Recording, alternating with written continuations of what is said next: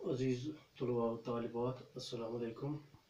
आज 10वीं जमात के उर्दू सब्जेक्ट में हमारा जो मौजू है वो है गज़ल। आज हम गज़ल के मुतालिक पढ़ेंगे। तो गज़ल की शुरुआत इस तरह से है कि लफ्ज़ गज़ल जो है इसके माने हैं 3 तरह के।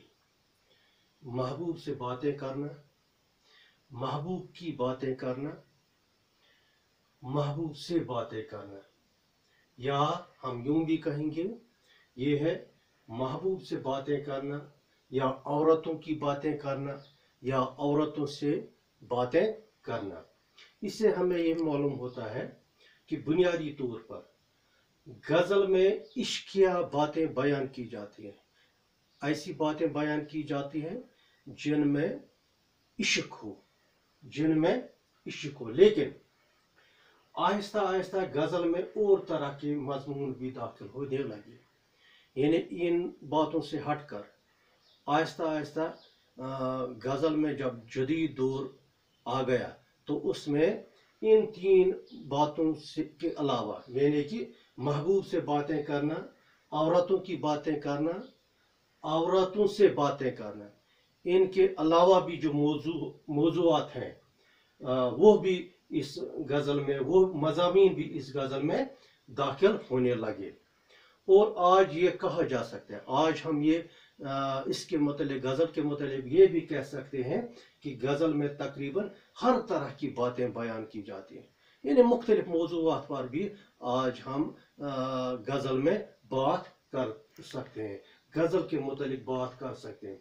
शायद यही वजह है कि गज़ल आज भी उर्दू की सबसे ज़्यादा मकबूल तरीन सनफ़ है, यानी आजकल जो अदबी दौर है, जदीद अदबी दौर है, उसमें हम आज ये भी कह सकते हैं कि गज़ल उर्दू ज़बान की सबसे ज़्यादा मकबूल तरीन, सबसे ज़्यादा मशहूर सनफ़ है।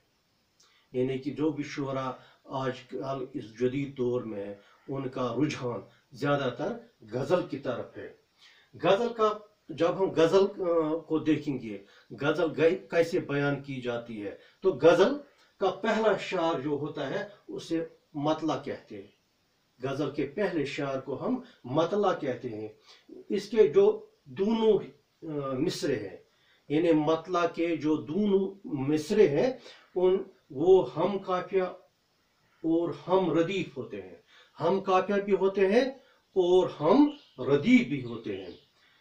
जिस तरह गज़ल के अशार की तादाद मुकर्रर नहीं है, क्योंकि गज़ल एक शायर कितनी भी लंबी एक गज़ल बनाए, इनकी शारों की तादाद मुकर्रर नहीं है। ये कितनी बड़ी हो, छोटी हो, बड़ी हो, दरमियानी हो, इनके अशार की तादाद मुकर्रर नहीं है। इसी तरह जो इसमें जो मतला होता है, इस गज़ल में जो मतलों की तादाद है वो भी मुकर्रर नहीं है। शायर कितने भी मतला इसमें छोड़ेंगे वो इसकी कोई कैद नहीं है।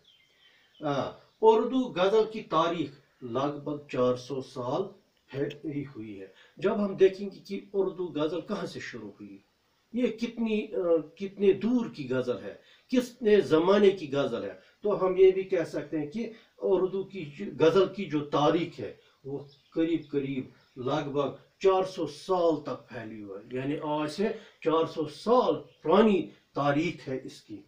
और इन जो ये 400 साल है, यानी ये जो 4 सदियां हैं, इनमें हजारों शायरों ने इस सनफ़ सुखन में तबाह आजमाई की। यानी इन 400 सालों में जो पिछले 400 साल इसकी तारीख है गज़ल गोई की, इन 400 साल में, इन 4 सदियों में हजारों शायरों ने इस सनफ़ सुखन में तबाह आजमाई की। यानी इस सनफ़ सुखन में अपनी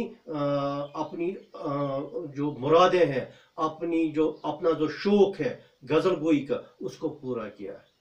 यानी कि उन्होंने ये गज़लें लिखी है, इसमें काम किया है, तो इसमें यानी हजारों शायरों ने इन 4 सदियों में इसमें अपनी आजमाइश की है, गज़ल लिखी है।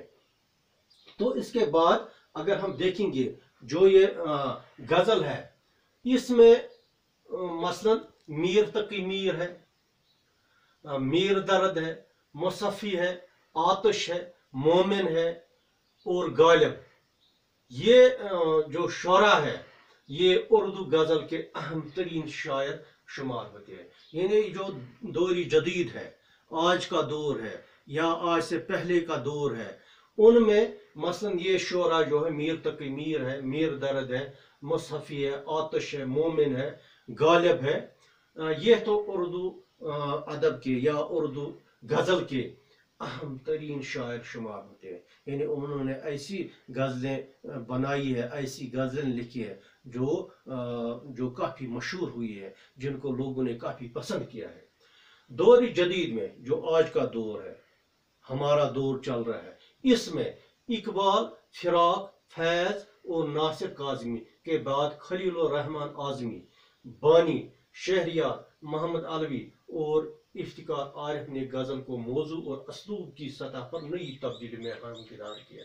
یعنی کہ جب زمانہ گزرتا گیا تو اس کے بعد ان شعراء میر تقی میر، میر درد، آتش، مومن، غالب وغیرہ، ان کے بعد جو شعراء آئے مثلا اقبال تھے، فراق تھے، فیض تھے، ناصر کاظمی تھے، شہریار تھے، محمد علوی تھے وغیرہ، انہوں نے اس غزل کو اس کو موضوع اور اسلوب کے سطح پر نئی تبدیلی سے ہمکنار، یعنی انہوں نے اس میں جدیدیت لائی ہے، انہوں نے اس میں تبدیلیاں لائی.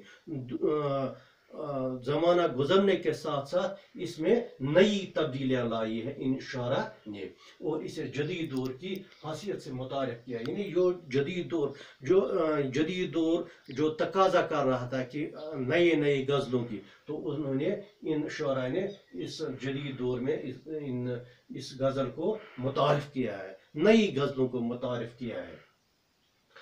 اس کے بعد جب ہم ریاست جموں کشمیر کا ذکر کرتے ہیں، یعنی کہ جو ریاست جموں کشمیر کا تعلق ہے اس غزل کو اس صنف کے حوالے سے، یہاں ایک الگ دبستان قائم ہوا ہے. یعنی اس کے لیے الگ ایک انجمن بنی ہے ریاست جموں کشمیر میں. اس غزل کو شاعری کے لیے ایک الگ دبستان قائم ہوا ہے، جسے اپنی امتیازی اعلیٰ شان کی وجہ سے اردو ادب کے اعلیٰ حلقوں میں مقبولیت حاصل ہے. یعنی کہ یہاں پر ایک ایسا دبستان قائم ہوا ہے، ایسا انجمن قائم ہوا ہے غزل کے حوالے سے، جس انجمن سے جسے اپنی امتیازی اعلیٰ شان کی، یعنی انہوں نے ایسا کام کیا اس غزل کو شاعری کے لیے جس کے حوالے سے اس جو اردو ادب کے اعلیٰ حلقوں میں اس غزل کو شاعری کو مقبولیت حاصل ہوئی، یعنی مشہوریت زیادہ سے زیادہ ہوئی. انہوں نے ایسا کام اس سلسلے میں کیا ہے ان شعراؤں نے.